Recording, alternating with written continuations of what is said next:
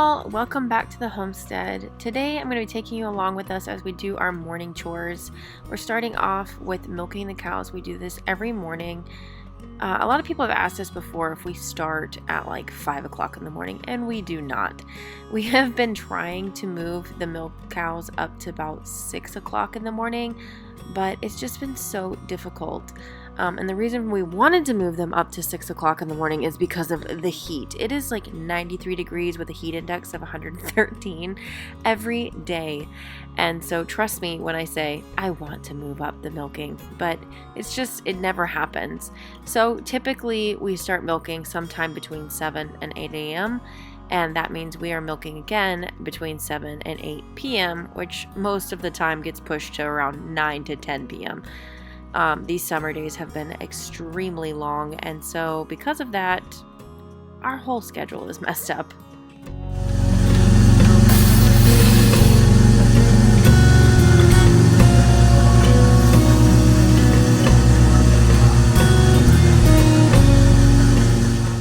Another question we get asked a lot is, what kind of dairy cows do you have? Well, this cow right here, Scarlet, she is an Ayrshire.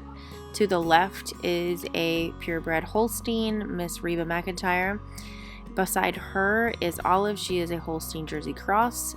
And to the other side of that is another Holstein Jersey Cross. I would say that most of our cows are Jersey Cross. Scarlet and Reba are the exception. But we like a Jersey Cross cow because it gives us that really good thick cream line that the Jersey cow gives, but also if it's mixed with a Holstein, then you get larger quantities, obviously. Our biggest focus when it comes to the cows that we select on our farm is making sure that they are all tested as an A2 dairy cow. Now, if you don't know much about A2 dairy, you can literally just Google it, but in short, A2 milk is easier to digest than A1 milk. So typically, people who are lactose intolerant can handle an A2 milk much easier than they could A1 milk, and some people compare it closely to goat's milk. Something else that a lot of people have had questions about is, why do we weigh the milk? So you'll see here soon, the milk pail is being held by a scale that is suspended from the roof part of our milking barn, and we will then calculate how much milk each cow has put out and then take log of that. We log every morning and night milking session and then figure up their tally for the day. And this way we can keep a good eye on the health of the cows. So if they're putting out less milk than they normally would, typically that means something's going on. Either it's too hot, they're not eating enough, or they're having some kind of sickness come on. And so this is a great way to keep up with their health.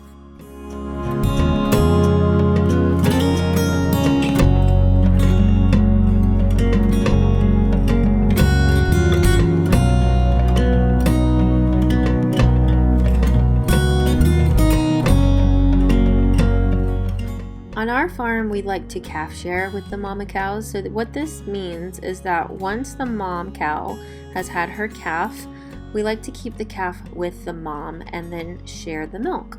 So typically for us, we'll let that mama and the baby be alone for the first couple of days unless the mom looks like she needs to have a little bit of assistance. So if it's starting to look a little bit like mastitis, we will bring her in and we will milk her.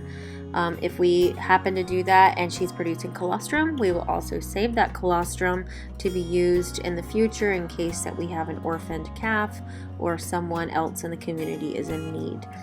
Now, we will leave the calf on the mom and milk the mom morning and night. This is also dependent on how much the mom is producing. If she's not a large producer, then we don't need to milk her twice a day and leave the calf on. We can just milk her once a day. And usually when the calf gets to be about a month old, that's when we see that the calf's really doing its job. It's clearing out the mom's bag.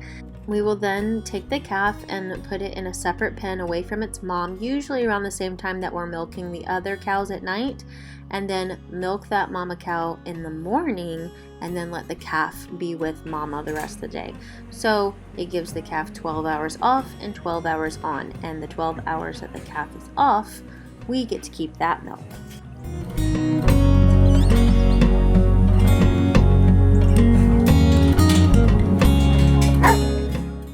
often assume that our kids are working with us 24/7, and that's not necessarily true. They do get to go and just do fun kid things outside of farming. We try not to force them to do a whole lot, but they do help us out.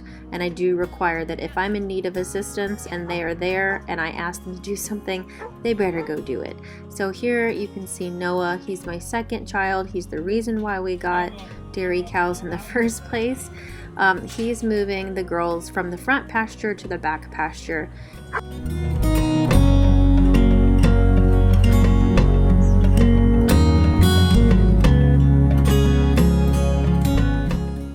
Jasper, he is our raggedy old farm labradoodle, and he loves to help. He feels like he is such a big helper, and he actually is sometimes, but a lot of times he gets in the way.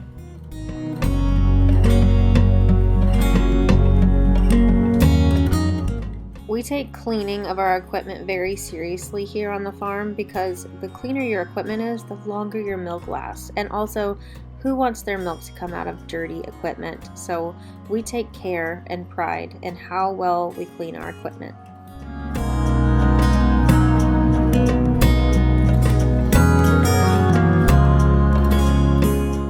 One thing that I'm super excited about is this book that I recently got. It's from Cheese from Scratch. I follow her on Instagram, and I have failed for years to make cheese, and so I'm really excited with her troubleshooting to help us finally make some cheese on this farm.